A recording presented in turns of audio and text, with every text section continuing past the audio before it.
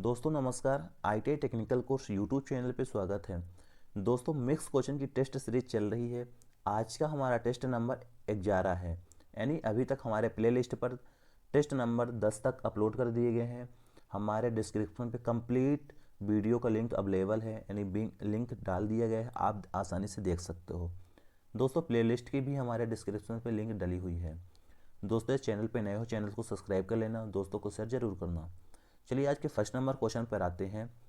First number question बोल रहा है, नर्म ग्रेफाइट ब्रश का स्पर्श क्षेत्र 5 वर्ग सेंटीमीटर हो तथा अगर पदार्थ के बिजली का घनत्व 9 एम्पियर सेंटीमीटर स्क्वायर हो तो वह कितनी मात्रा में बिजली प्रवाह कर सकता है। इसका जो राइट आंसर आएगा 45 एम्पियर तक ये प्रवाह कर सकता है यदि हमारे 5 वर्ग सेंटीमीटर के बायर हो और 9 एम्पियर सेंटीमीटर स्क्वायर से हो तो। अगला क्वेश्चन ये है, एक तार जिसमें 1 mm आकार यानी साइज व्यास है तो टेढ़ा अनुभागीय क्षेत्र कितना होगा। इसका राइट आंसर होगा 0.78 mm स्क्वायर। अगला क्वेश्चन है तीसरा नंबर, निम्न में से किस ट्रांसफार्मर को आम बिजली आपूर्ति तथा प्रकाश के लिए प्रयोग किया जाता है। ऐसा कौन सा ट्रांसफार्मर है जिसको हम बिजली के लिए सामान्यतः प्रकाश के रूप में उपयोग कर सकते हैं। इसका राइट आंसर होगा वितरण ट्रांसफार्मर यानी डिस्ट्रीब्यूशन ट्रांसफार्मर। दोस्तों डिस्ट्रीब्यूशन ट्रांसफार्मर का उपयोग हम लोग बिजली आपूर्ति तथा प्रकाश के लिए सामान्यतः उपयोग करते हैं। अगला क्वेश्चन है, क्या स्थिर बनाए रखना जीना डायोड का कार्य होता है। इसका राइट आंसर होगा आउटपुट वोल्टेज। आउटपुट जो वोल्टेज होता है उसको स्थिर यानी कांस्टेंट बनाने के लिए, बनाए रखने के लिए हम लोग जीना डायोड को सिंपली यूज करते हैं। अगला क्वेश्चन है, निम्न में से किसके प्रतिरोध में तापमान परिवर्तन से परिवर्तन नहीं होता। इसका राइट आंसर होगा मैग्नीन। दोस्तों मैग्नीन के तापमान परिवर्तन से हम लोग प्रतिरोध में परिवर्तन नहीं ले सकते। अगर ये जो मैग्नीन है, मैग्नीन ऐसा मटेरियल है जिसका टेम्परेचर परिवर्तित करके हम लोग प्रतिरोध में परिवर्तन नहीं ले सकते। बट ये जो नाइक्रोम है, प्लेटिनम है, एल्युमिनियम, नाइक्रोम प्लेटिनम एल्युमिनियम में ताप परिवर्तन करके रेजिस्टेंस में परिवर्तन आ सकता है, यानी ले आ सकते हैं। नेक्स्ट क्वेश्चन है, अगला क्वेश्चन ये है, किस प्रकार के एसी से डीसी परिवर्तन में क्षति कम और कार्यक्षमता अधिक होती है। यानी ऐसा कौन सा कन्वर्टर है जिसको हम एसी से डीसी कन्वर्ट करते हैं जिसमें से बिजली की खपत लॉसेस कम होता है और दक्षता अधिक होती है। इसका जो राइट आंसर होगा डायोड रेक्टिफायर। डायोड रेक्टिफायर के द्वारा हम लोग एसी को डीसी में आसानी से कन्वर्ट कर सकते हैं और कार्य करने की क्षमता यानी दक्षता भी अधिक होती है। अगला क्वेश्चन है, किसी तार का प्रतिरोध 16 ओम है और एक वृत्त में मोड़ा गया है, यानी कोई भी एक वायर है जिसका प्रतिरोध 16 ओम है और जिसको हम वृत्त के रूप में मोड़ दिए गए हैं, उसके व्यास के किन्हीं दो बिंदुओं के बीच, यानी हम किन्हीं दो बिंदुओं के बीच का प्रतिरोध, यानी दो बिंदुओं के बीच का प्रतिरोध हमें ज्ञात करना है। तो इसका भी जो राइट आंसर आएगा 4 ओम आएगा। अगला क्वेश्चन है, एक 220 वोल्ट डीसी मशीन में शंट क्षेत्र प्रतिरोध है, यानी 220 वोल्ट का डीसी मशीन है जिसका शंट प्रतिरोध है 440 ओम, यानी शंट प्रतिरोध 440 ओम होता है। निम्न में से कौन सा शंट क्षेत्र करंट होगा। यदि शंट का प्रतिरोध 440 ओम है तो शंट ही का यानी फील्ड वाइंडिंग का करंट ज्ञात करना है। इसका जो राइट आंसर आएगा 0.5 एम्पियर करंट आएगा। अगला क्वेश्चन, विभव ट्रांसफार्मर को डैश डैश के साथ जोड़ने के लिए प्रयोग किया जाता है। विभव को हम पोटेंशियल ट्रांसफार्मर भी बोल सकते हैं। Potential transformer is use to connected with, यानी जो विभव ट्रांसफार्मर होता है उसको हम लोग volt metre connected to high voltage line, यानी विभव ट्रांसफार्मर को हम लोग हाई वोल्टेज साइड में वोल्टेज के साइड के रूप में उपयोग कर सकते हैं। अगला क्वेश्चन है, घरेलू तार जिससे बिजली जलाने का बटन पर डैश डैश होता है। सबको मालूम होगा जो हम लोग घरों में पॉजिटिव टर्मिनल को ही बिजली से कनेक्ट करते हैं, नहीं लाइव वायर को।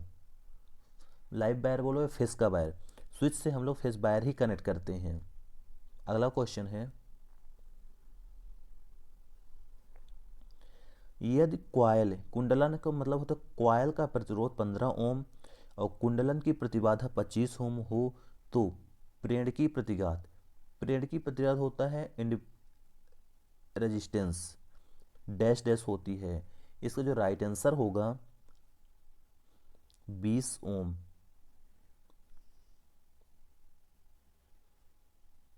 अगला क्वेश्चन है, इनमें से कौन सा वोल्टेज मानक संचरण वोल्टेज नहीं है। संचरण मतलब होता है ट्रांसमिशन। हम लोग जो ट्रांसमिशन करते हैं स्टैंडर्ड ट्रांसमिशन वोल्टेज, यानी जो हम लोग वोल्टेज को फील्ड में दौड़ाते हैं तो 132 केवी की हम लाइट को भेजते हैं, 400 केवी को भेजते हैं, 750 केवी को बोलते हैं। बट 220 केवी की लाइट को हम लोग नहीं भेजते, 220 की वोल्टेज की लाइट नहीं बनती। इसलिए बोल रहा है कि स्टैंडर्ड ट्रांसमिशन वोल्टेज 220 केवी वाला नहीं है। राइट आंसर बी नंबर हो जाएगा। अगला क्वेश्चन है, बिजली के धक्के की तीव्रता किस परिस्थिति पे अधिक होती है। यानी जो हमारी बिजली होते हैं उसमें कौन सी परिस्थिति ऐसी होती है जिसमें से बिजली के धक्के ज़्यादा होते हैं। इसका जो राइट आंसर होगा wet skin. Right answer D number होगा वेट स्किन। अगला क्वेश्चन है, निम्नलिखित मीटरों में से कौन सा एसी और डीसी दोनों को मापन नहीं करता है। ऐसा कौन सा मीटर है जो एसी और डीसी को नहीं मेजर करता। इसका जो राइट आंसर होगा इंडक्शन टाइप मीटर। जो हमारा इंडक्शन टाइप मीटर होता है एसी और डीसी दोनों को मापन नहीं कर सकता, केवल इंडक्शन टाइप यानी एसी को ही मेजर करेगा। अगला क्वेश्चन है, केबलों में कंडक्टर का इंसुलेशन की परत की मोटाई, जो केबल होती है केबलों में जो कंडक्टर के इंसुलेशन की परत की जो मोटाई होती किस पर निर्भर करती है। इसका जो राइट आंसर होगा वोल्टेज पर। कंडक्टर यानी वायर जो होते हैं वायर की थिकनेस की जो मोटाई होती है वोल्टेज पर डिपेंड करती है, उसको जो इंसुलेशन लगा होता है। क्या होता है जब हम लोग वायर से करंट गुजारते हैं वोल्टेज गुजारते हैं उसको जो इंसुलेशन होता है ज़्यादा वोल्टेज पर पिघलने लगता है, इसलिए इंसुलेशन डिपेंड करता है कि हमारे वायर से कितना वोल्टेज करंट फ्लो होगा।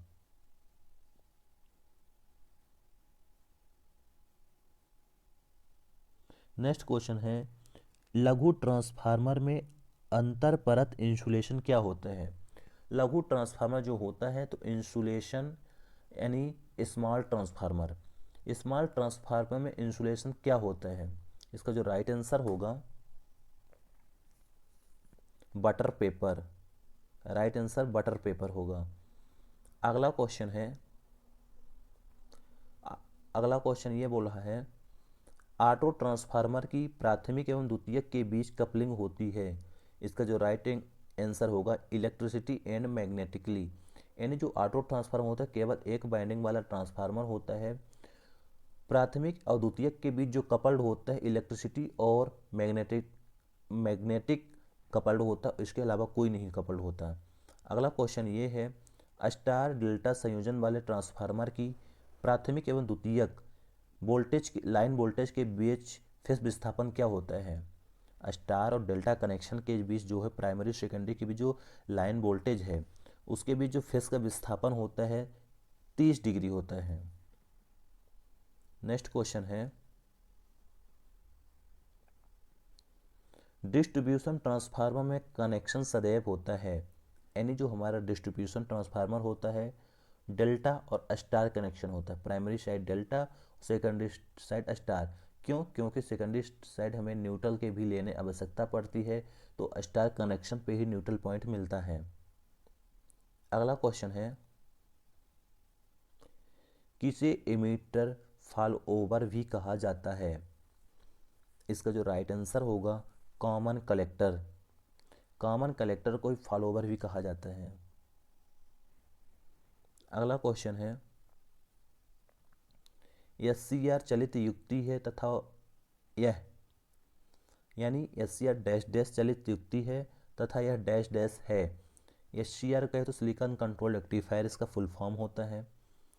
ये करंट, एससीआर करंट चलित युक्ति तथा यह अनडायरेक्शनल, जो अनडायरेक्शनल है मतलब कोई भी डायरेक्शन नहीं है इसमें। नेक्स्ट क्वेश्चन ये है, यूजेटी के पीक पॉइंट यानी शिखर बिंदु तथा बैली पॉइंट यानी सतही बिंदु के बीच का क्षेत्र क्या होता है यूजेटी में? तो इसका भी जो राइट आंसर होगा नेगेटिव रेजिस्टेंस एरिया। अगला क्वेश्चन, ट्रांजिस्टर विन्यास का वह प्रचालन जिसमें सभी गेन उच्च होते हैं। इसका राइट आंसर होगा CE common emitter. Common emitter विन्यास में सभी गेन उच्च होते, हाई होते हैं। अगला क्वेश्चन, आंतरिक ग्राउलर का उपयोग, आंतरिक होता है इंटरनल जो ग्राउलर होता है डैश डैश में किया जाता है, जबकि बाहरी ग्राउलर का उपयोग, आंतरिक ग्राउलर का उपयोग स्टेटर और बाहरी ग्राउलर का उपयोग आर्मेचर में उपयोग किया जाता है। अगला क्वेश्चन है, डिग्री प्रति स्लॉट 40 है तथा फेज R1 नंबर स्लॉट में प्रारंभ होता है, तो बी किस स्लॉट में प्रारंभ होगा? राइट आंसर होगा 7। दोस्तों ये होता है मिक्स क्वेश्चन के 11 नंबर टेस्ट सीरीज खत्म हो गई है। कंप्लीट डिस्क्रिप्शन पे लिंक डली हुई है, आप लोग नए हो चैनल को सब्सक्राइब कर लेना, लाइक कर देना।